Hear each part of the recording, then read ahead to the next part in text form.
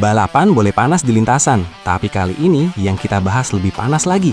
Soal gaji dan kontrak Veda Ega Pratama di Moto3 2026. Banyak yang penasaran, sebenarnya berapa sih bayaran pembalap muda kebanggaan Indonesia ini setelah resmi gabung dengan Honda Tim Asia? Apakah dia digaji miliaran, atau justru masih harus bawa sponsor sendiri?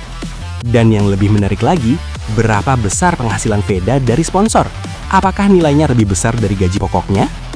Di video kali ini, kita akan kupas tuntas estimasi gaji pembalap Moto3, sistem kontrak tim pabrikan, sampai potensi cuan dari sponsor yang bisa bikin nominalnya makin fantastis. Jadi, pastikan kalian tonton sampai habis, karena angka-angkanya mungkin bikin kalian kaget. Setelah resmi naik kelas dan membela Honda Tim Asia, nama Veda makin sering dibicarakan. Bukan cuma soal performa di lintasan, tapi juga soal nilai kontraknya. Perlu kita pahami dulu, struktur gaji pembalap Moto3 itu berbeda dengan MotoGP.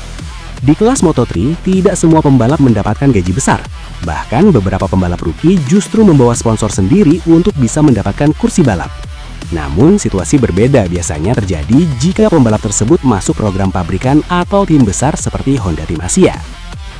Veda Ega Pratama sendiri bergabung dengan Honda Tim Asia, tim yang berada di bawah naungan Honda Racing Corporation. Artinya, besar kemungkinan kontraknya bukan model pay rider murni. Biasanya, pembalap yang direkrut tim pabrikan Asia akan mendapatkan dukungan penuh atau semi dukungan dalam bentuk fasilitas, motor, kru, dan kemungkinan gaji dasar. Secara umum, estimasi gaji pembalap Moto3 berkisar antara 50.000 euro hingga 150.000 euro per musim untuk pembalap yang mendapatkan kontrak tim. Jika kita konversi ke rupiah, angkanya bisa berada di kisaran 800 juta hingga 2,5 miliar rupiah per musim, tergantung status pembalap, pengalaman, dan prestasi.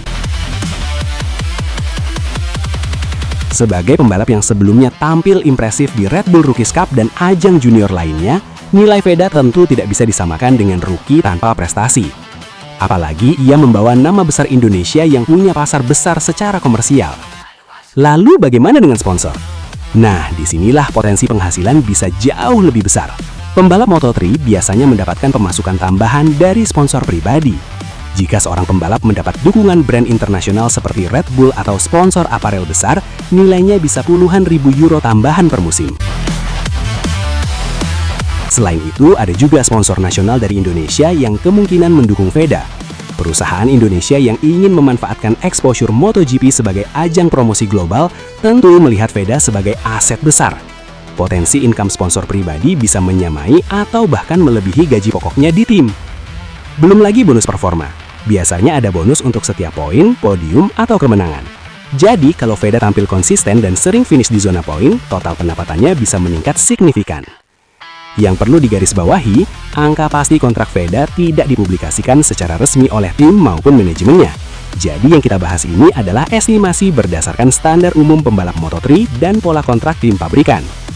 Namun satu hal yang pasti, masuknya Veda ke Moto3 bukan hanya prestasi olahraga, tapi juga membuka potensi finansial yang besar. Semakin bagus performanya, semakin besar pula nilai kontraknya di masa depan.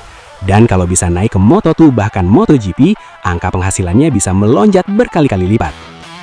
Ini baru awal perjalanan, dan menarik untuk kita pantau seberapa besar potensi ekonomi seorang Veda Ega Pratama di kancah balap dunia.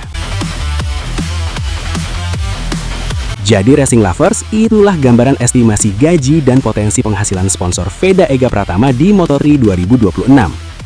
Sekali lagi, ini adalah estimasi berdasarkan standar umum pembalap Moto3. Karena kontrak resmi tentu tidak dipublikasikan ke publik. Tapi satu hal yang pasti, semakin konsisten Veda meraih poin dan prestasi, semakin besar pula nilai kontraknya di masa depan.